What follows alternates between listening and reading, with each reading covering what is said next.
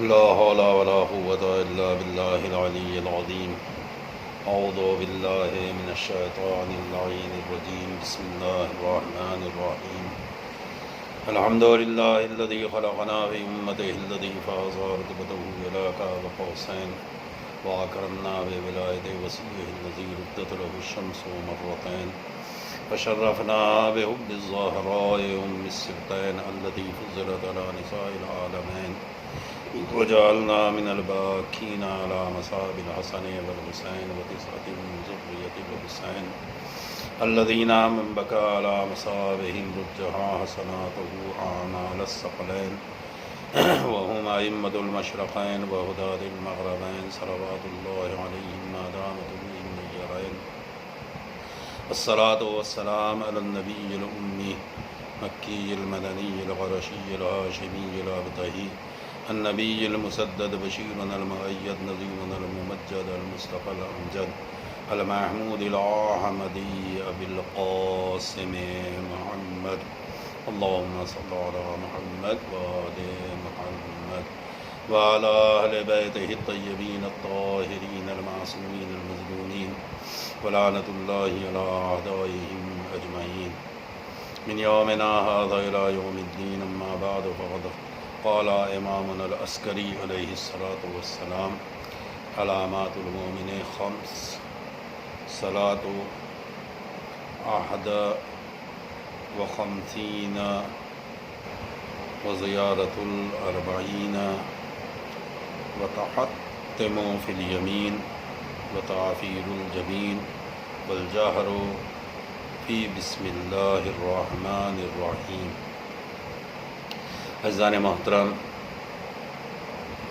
و عزاداران مظلوم کربلا سید الشہداء حضرت ابا عبداللہ امام حسین علیہ السلام، پروردگار عالم مالکہ کونین والدہ امام حسین جناب فاطمہ زہرا سلام اللہ علیہ کے صدقے اور طفیل میں ہماری اس کوشش کو اپنی بارگاہ میں درجہ قبولیت عطا کرے، اور جتنے بھی عزادار سننے والے ہیں پروردگار سب کو صحت و سلامتی عطا کرے، توفیقات و درجات میں بلندی عنایت کرے۔ پروردگار بحق محمد و آل محمد بانی مجلس ہمارے آصف جاں بھائی، پروردگار انہیں صحت و سلامتی عطا کر، توفیقات و درجات میں بلندی عنایت کر، پروردگار ان کی مشکلوں کو حل فرما دے، عزاداری کے صدقے میں ان کے رزق میں وسعت عطا کر، انہیں ان کے گھر والوں کو تمام طرافات ارضی و سماوی سے محفوظ رکھ۔ پروردگار آنے والے ادوار میں اس سے بہتر انداز میں عزائے حسین برگزار کر کے بی بی کی بارگاہ میں ہدیے کی توفیق عطا کر۔ عزیزان محترم، روز 40 ہے۔ بس چند باتیں آپ کی خدمت میں عرض کر کے بات کو تمام کر لینا ہے۔ ہمارے اور آپ کے 11ویں امام امام حسن عسکری علیہ السلام کا فرمان گرامی ہے۔ آپ نے فرمایا کہ علامات مومن جو ہیں وہ 5 ہیں۔ مومن کی علامتیں 5 ہیں۔ اگر یہ جاننا چاہتے ہو کہ سامنے والی شخصیت مومن ہے یا مومن نہیں ہے، تو اس کے اندر ان 5 چیزوں کو تلاش کرو، ان 5 علامتوں کو دیکھو۔ اگر یہ علامتیں پائی جاتی ہیں تو یقیناً مومن ہے، اور اگر ان علامتوں سے عاری ہے تو جان لینا کہ وہ اپنے آپ کو ہو سکتا ہے کہہ رہا ہو کہ میں مومن ہوں، مگر اس کے اندر چونکہ علامت مومن نہیں ہے لہذا وہ مومن نہیں۔ ان میں سے پہلی علامت ہے صلاۃ، نماز۔ کتنی نماز؟ 51 رکعت، 51 رکعت رات اور دن میں 51 رکعت نماز پڑھتا ہو۔ ایک رات ایک دن میں ملا کے 51 رکعت نماز پڑھتا ہو۔ 51 رکعت کون سی نمازیں ہیں؟ نماز شب، پنجگانہ کے نوافل اور پنجگانہ نماز، واجب اور مستحبات ٹوٹل ملا کے 51 رکعت روزانہ نماز پڑھتا ہوں۔ وزیارت 40، اور روز اربعین امام حسین علیہ السلام کی زیارت، وتحتم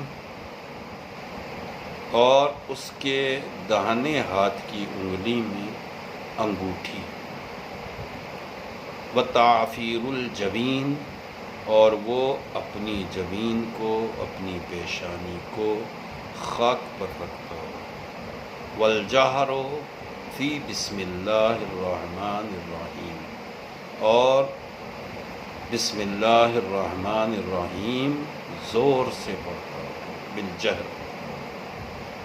یہ 5 علامتیں ہمارے اور آپ کے 11ویں امام حسن عسکری علیہ السلام نے بیان فرمائی ہیں کہ ایک مومن کے اندر یہ علامتیں پائی جاتی ہیں، وہ کیا کہتے ہیں 51 رکعت نماز روزانہ ادا کرتا ہو، دن و رات میں، ایک دن اور ایک رات میں 51 رکعت نماز پڑھتا ہو، اور زیارت اربعین پڑھتا ہو۔ زیارت اربعین، اب 51 رکعت تو آپ کی سمجھ میں آ گیا کہ 51 رکعت مستحبات اور واجبات ملا کے ٹوٹل 51 رکعت نماز ہوتی ہے۔ زیارت اربعین قبر امام حسین کی زیارت کرنا۔ ظاہر ہے کہ قبر امام حسین کی زیارت کرنے کے لیے ضروری ہے کہ ہم امام حسین کی قبر کے اوپر حاضر ہوں، تبھی تو ہم زیارت کر سکتے ہیں، مگر ہم تو ایک علیحدہ ملک میں زندگی گزار رہے ہیں، پھر ہمارے لیے کیسے ممکن ہے کہ ہم امام حسین کی قبر کی زیارت کریں؟ تو امام نے ارشاد فرمایا، راوی سدیر ہے، سدیر سے کہا، سدیر یا سدیر کا، اس نے کہا کہ امام نے کہا کہ تم قبر امام حسین کی زیارت کیا کرو ہر اربعین۔ اس نے کہا مولا میں کہاں رہتا ہوں، میرے سے قبر امام حسین بہت دور ہے، لہٰذا ممکن نہیں ہے۔ بالکل جیسے اب ہم لوگ ہندوستان میں رہتے ہیں اور امام حسین ظاہر عراق کے اندر ہیں، اب یہاں سے عراق جانا، اس کے لیے اتنے وسائل فراہم کرنا، تو امام نے ایک آسان طریقہ بیان فرمایا کہ سدیر اگر یہ چاہتے ہو کہ تم امام حسین کی زیارت کرو تو میں تمہیں بتا دیتا ہوں، ایک کام کیا کرو،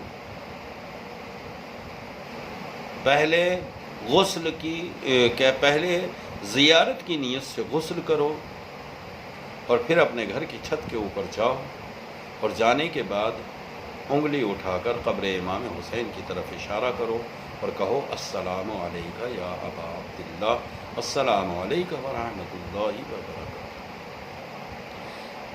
پروردگار عالم تمہارا نام اس فہرست میں لکھے گا جس فہرست میں ان لوگوں کا نام لکھا گیا ہے جو امام حسین کی قبر کے اوپر حاضر۔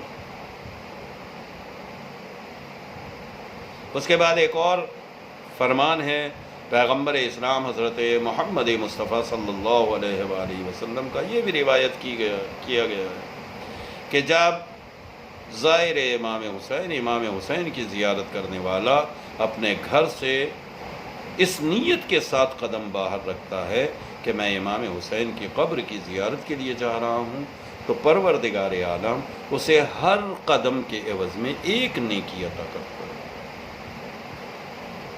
ہر قدم کے عوض میں ایک نیکی پروردگار اس کے نامہ اعمال میں لکھتا ہے، اور اس کے نامہ اعمال سے ایک گناہ مٹا دیتا ہے۔ لہذا جیسے جیسے قدم بڑھ رہے ہیں ایک نیکی لکھی جا رہی ہے اور ایک گناہ مٹایا جا رہا ہے، یہاں تک کہ وہ قبر امام حسین علیہ السلام پہ پہنچ جاتا ہے،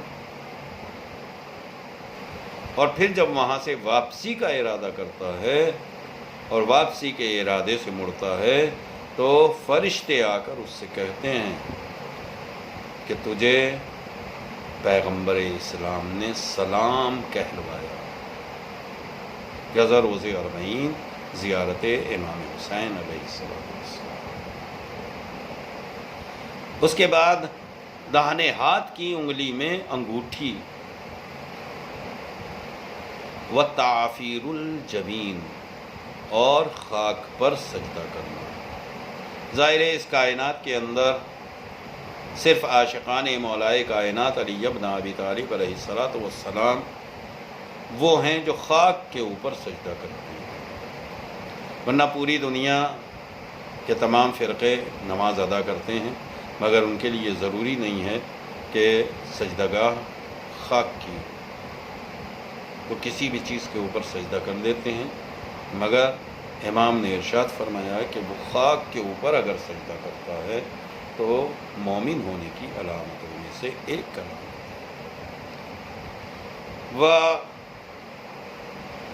والجہر فی بسم اللہ الرحمن الرحیم، اور بآواز بلند بسم اللہ الرحمن الرحیم کہتا ہوں۔ آپ نے ملاحظہ کیا ہوگا کہ لوگ اگر بسم اللہ الرحمن الرحیم کو آہستہ سے ادا کریں تو نبی نے امام نے حکم دیا کہ نہیں، والجہر، بسم اللہ زور سے کہنا چاہیے۔ آخر کیا وجہ ہے کہ بسم اللہ زور سے کہی جائے؟ ایک دور کا واقعہ، پیغمبر اسلام کی وفات کے بعد یا شہادت کے بعد امام کا ایک صحابی مسجد میں جب نماز ادا کرنے آیا تو ظاہر ہے کہ اس نے جب نماز میں کھڑا ہوا تو امام نے بسم اللہ زور سے نہیں کہا، تو اس وقت اس نے چلا کے کہا کہ یہ سارق ہے، یہ چور ہے، اس نے بسم اللہ چرا لی، بسم اللہ کو زور سے نہیں کہا۔ لہذا حکم ہے کہ بسم اللہ بآواز بلند کہی جائے۔ ظاہر ہے کہ مجھے اس وقت وجوہات بیان نہیں کرنا ہے، چونکہ روز اربعین ہے، میں صرف امام حسین علیہ السلام کا کوئی ایک پیغام آپ کی خدمت میں عرض کر کے بات کو تمام کر لینا چاہتا ہوں۔ غور کیجیے گا کہ امام حسین علیہ السلام نے کربلا کے میدان میں اپنی اور اپنے تمام خاندان والوں کی، گھر والوں کی قربانیاں پیش کی۔ کم سے کم کوشش کریں کہ پہچانا جائے کہ کیوں امام حسین نے قربانیاں پیش کی۔ قابل توجہ ہے کہ ان قربانیوں کے ذریعے سے امام حسین کیا پیغام دینا چاہتے ہیں، کیوں بنا رہے ہیں کربلا، کیا ضرورت ہے کربلا کی۔ اور اگر امام حسین کربلا بنا رہے ہیں تو یقیناً مقصد کربلا بھی امام حسین علیہ السلام ہی جانتے ہیں۔ لہٰذا اگر امام ہی سے سوال کیا جائے کہ مولا یہ بتائیے، اور ظاہر ہے کہ کرنا بھی چاہیے، امام ہی سے پوچھا جائے، چونکہ امام بہترین لسان رکھنے والے ہیں۔ اگر آپ کوئی گھر بناتے ہیں تو گھر بنانے کا مقصد آپ کو پتہ ہوتا ہے۔ جو آدمی گھر بناتا ہے وہ جانتا ہے کہ کس مقصد سے اس نے اپنا گھر بنایا۔ لہذا کربلا امام حسین نے بنائی، تو مقصد کربلا بھی امام حسین علیہ السلام ہی جانتا ہے۔ لہذا امام سے سوال کرنا چاہیے کہ مولا آپ کربلا کیوں بنا رہے ہیں؟ تو امام حسین نے کربلا کیوں بنائی ہے؟ آمر بالمعروف و انہی عن المنکر، تاکہ امر بالمعروف قائم ہو جائے، نہی عن المنکر قائم ہو جائے، اور پیغمبر اسلام اور مولائے کائنات علی ابن ابی طالب علیہ السلام کی سیرت معاشرے کے اندر جاری ہوتی۔ اگر سیرت نبی اور سیرت مولائے کائنات معاشرے کے اندر موجود ہے تو یقیناً مقصد امام حسین موجود ہے، اور اگر سیرت موجود نہیں ہے تو پھر مقصد بھی موجود نہیں۔ لہذا ضرورت ہے کہ ہم پہچانیں، غور کریں کربلا کے۔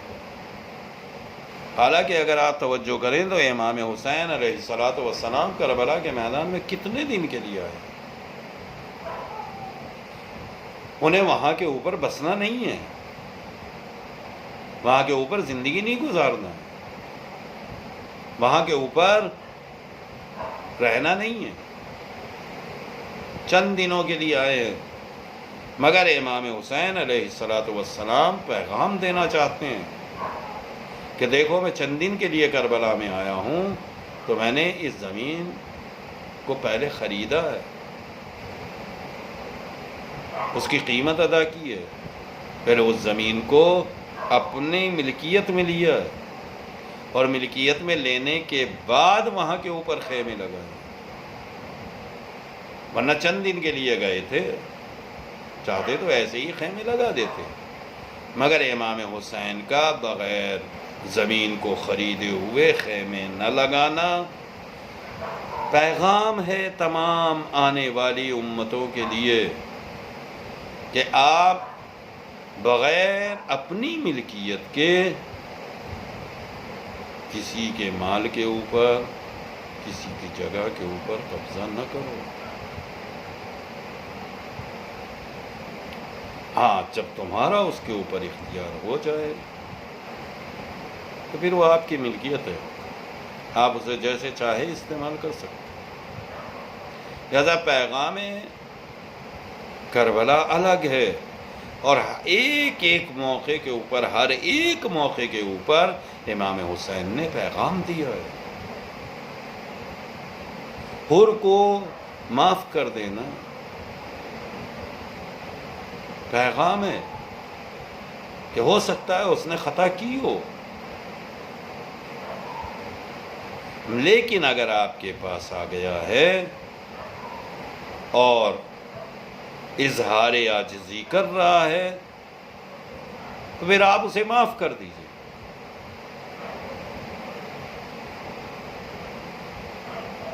بلکہ ایک امام سے سوال کیا گیا کہ اگر کوئی خطا کی معافی چاہے تو اسے کتنی دیر میں معاف کر دینا چاہیے؟ تو امام نے ارشاد فرمایا اسے اتنی ہی جلدی معاف کرو جتنی جلدی تم چاہتے ہو کہ خدا تمہیں معاف کر دے۔ لہذا حور ادھر خدمت امام حسین میں آیا، معافی طلب کی، امام نے فوراً معاف کر دیا۔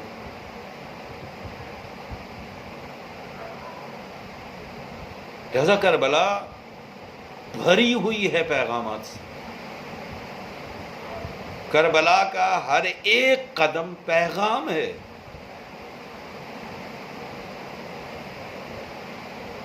مگر آج پتہ نہیں کیوں ہم متوجہ نہیں ہو رہے ان پیغامات کی طرف،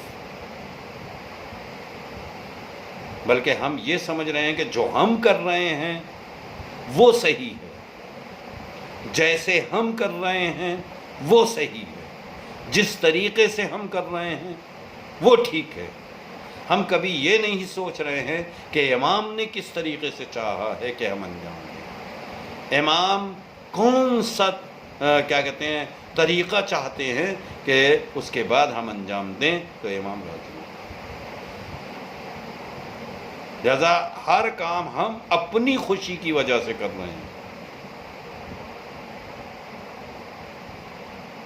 جبکہ ہمارا ہر کام امام حسین علیہ السلام کی رضا کے لیے ہونا چاہیے، ہمارا ہر کام مولا کائنات علی ابن ابی طالب علیہ السلام کی خوشی کے لیے ہونا چاہیے، ہمارا ہر عمل پیغمبر اسلام کی رضایت کے لیے ہونا چاہیے، ہمارا ہر ایک فعل محبت پروردگار کے لیے ہونا چاہیے۔ مگر ہم جو بھی عمل انجام دیتے ہیں، صبح سے شام تک ہم جتنے بھی کام انجام دیتے ہیں، اس میں ہم یہ چاہتے ہیں کہ میرا دل ایسے چاہ رہا ہے لہذا ایسے ہونا چاہیے، میں ایسے چاہتا ہوں لہذا ایسے ہونا چاہیے، جبکہ اسی جملے کو بدل دینا چاہیے، امام ایسے چاہتے ہیں لہذا اس طریقے سے ہی انجام دینا چاہیے، میں کیسے چاہتا ہوں وہ نہیں، امام کس طریقے سے چاہتے ہیں وہ ضروری ہے۔ لہذا میرے عزیزوں توجہ کریں، بلکہ حر جب خدمت امام حسین میں آ گیا ہے، حالانکہ ایسا نہیں ہے کہ اتنی آسانی سے ہی حر امام کی خدمت میں آ گیا ہوگا، لشکر یزید نے اسے ڈرایا نہیں ہوگا، لشکر یزید نے اسے دھمکایا نہیں ہوگا، لشکر یزید نے اسے لالچ نہیں دیا ہوگا، یقیناً سارے مرحلے ساتھ میں آئے ہوں گے، بلکہ وہ لوگ بھی آئے ہوں گے جنہوں نے یہ کہا ہوگا کہ تم اب جا رہے ہو، کیا وہ تمہیں قبول کریں گے؟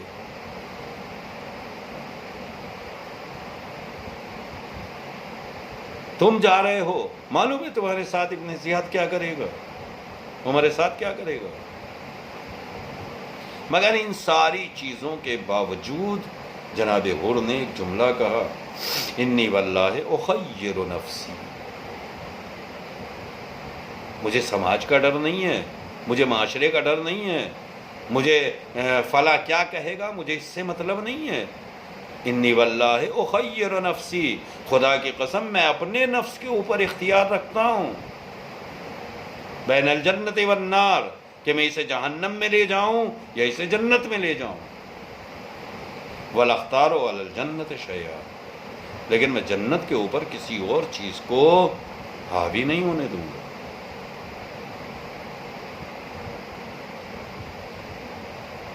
یہ جملہ بتا رہا ہے کہ جناب حر نے کس موقعیت میں یہ بات ادا کی ہے۔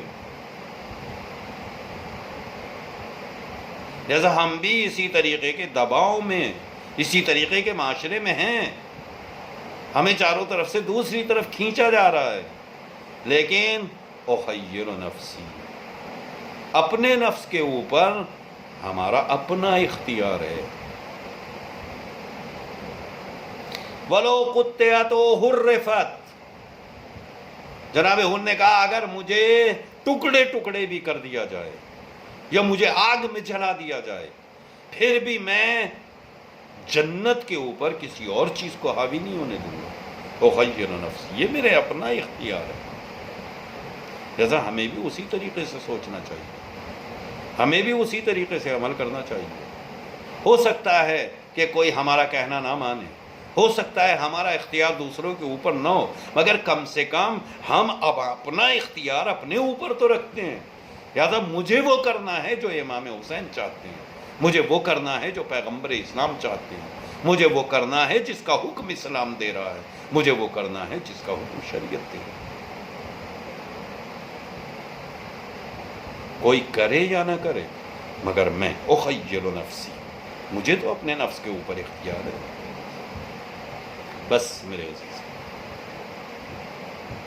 میں اس سے زیادہ عرض نہیں کرنا چاہتا۔ توجہ کیجیے گا، غور کیجیے گا، فکر کیجیے گا کہ آیا آپ کا اپنے اوپر اختیار ہے یا نہیں ہے، آپ اپنے نفس کے مختار ہیں یا نہیں ہیں۔ اگر آپ اپنے نفس کے مختار ہیں تو یقیناً اب جو آپ انجام دے رہے ہیں وہ اپنے اختیار سے انجام دے رہے ہیں۔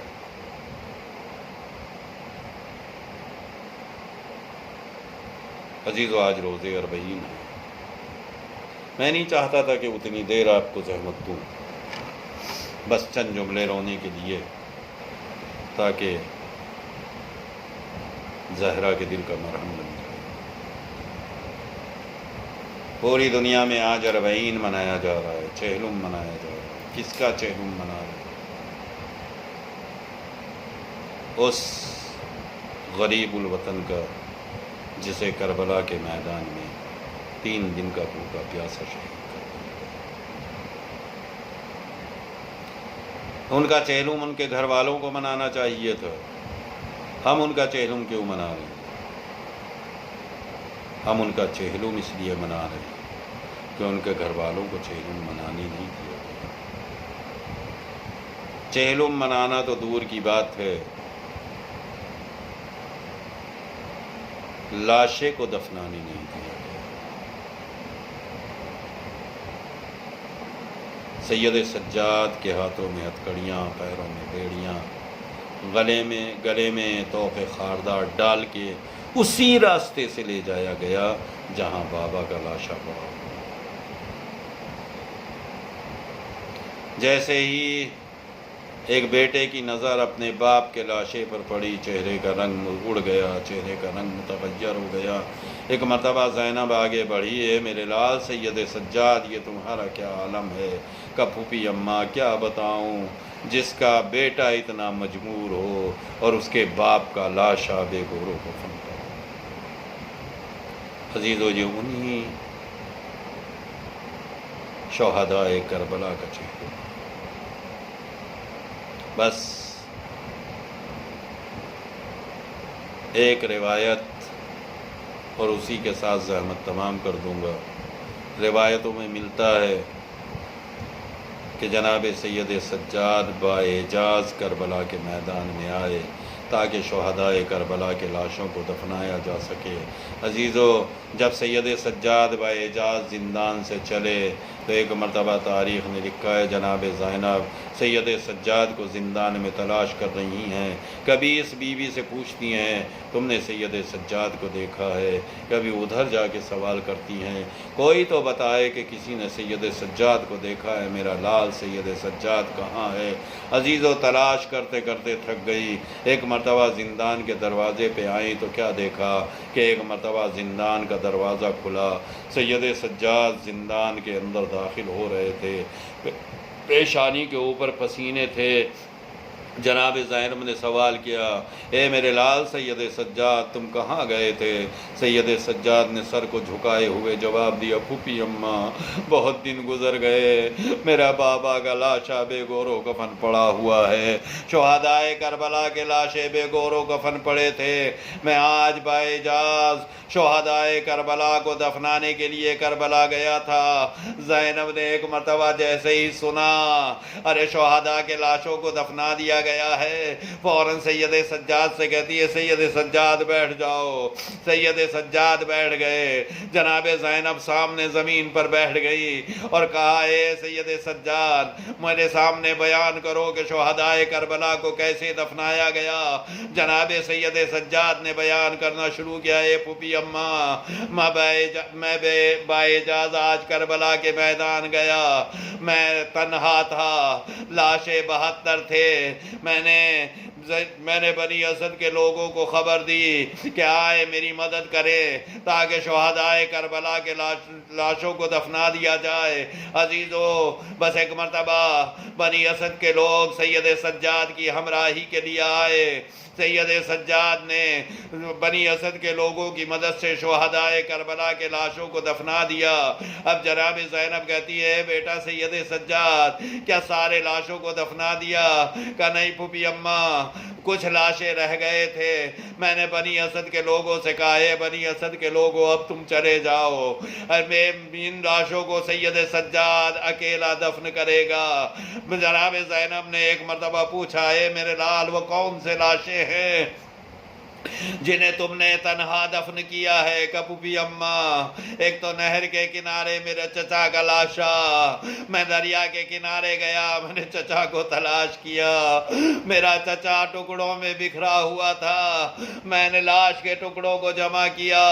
اے پھوپھی اماں میں نے اکیلے اپنے چچا کے لاشے کو دفنایا۔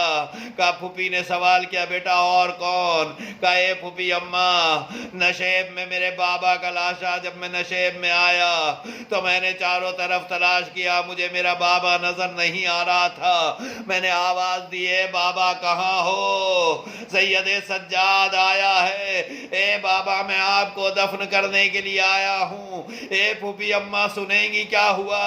کہا میرے لال بیان کرو کیا ہوا؟ کہا میں آواز دے رہا تھا بابا مجھے نظر نہیں آ رہے تھے، یکایک میرے چاروں طرف سے آواز آئی اے سید سجاد میں ادھر بھی ہوں، اے سید سجاد میں ادھر بھی ہوں۔ اے پھوپھی اماں میرے بابا کا لاشا اتنا بکھر گیا تھا کہ ہر طرف سے ایک ایک ٹکڑے سے آواز آ رہی تھی اے سید سجاد، اے سید سجاد۔ اے پھوپھی میں نے لاشے کو جمع کیا، اب اکیلا تھا میں کیسے دفن کرتا؟ میں نے آواز دی کوئی ہے جو سید سجاد کی مدد کرے؟ میں نے کیا دیکھا کہ قبر سے 2 ہاتھ بلند ہوئے، آواز آ رہی ہوگی اے سید سجاد لا میرا لال میرے حوالے کر دے۔ اے پھوپھی اماں شاید میری دادی آواز دے رہی تھی اے سید سجاد۔ یہ دکھیاری ماں مدینہ چھوڑ کر کربلا میں موجود ہے، لا میرا لال میرے حوالے کر۔ سیعلم الذین ظلموا أی منقلب ینقلبون ولعنۃ اللہ علی اعدائهم اجمعین۔ انا للہ و انا الیہ راجعون۔ الہی بحق الزہراء و ابیہا و بعلہا و بنیہا، پروردگار ہماری سزاداری کو قبول فرما دے۔ بانی اعضاء ہمارے آصف جاں بھائی، ان کے درجات میں بلندی عطا کر، ان کے کاروبار میں ترقی عنایت کر، ان کے رزق میں وسعت عطا فرما۔ پروردگار عزاداری کے صدقے میں ان کی تمام تر مشکلوں کو حل فرما دے۔ اے میرے معبود، انہیں ان کے گھر والوں کو آفات ارضی و سماوی سے محفوظ رکھ۔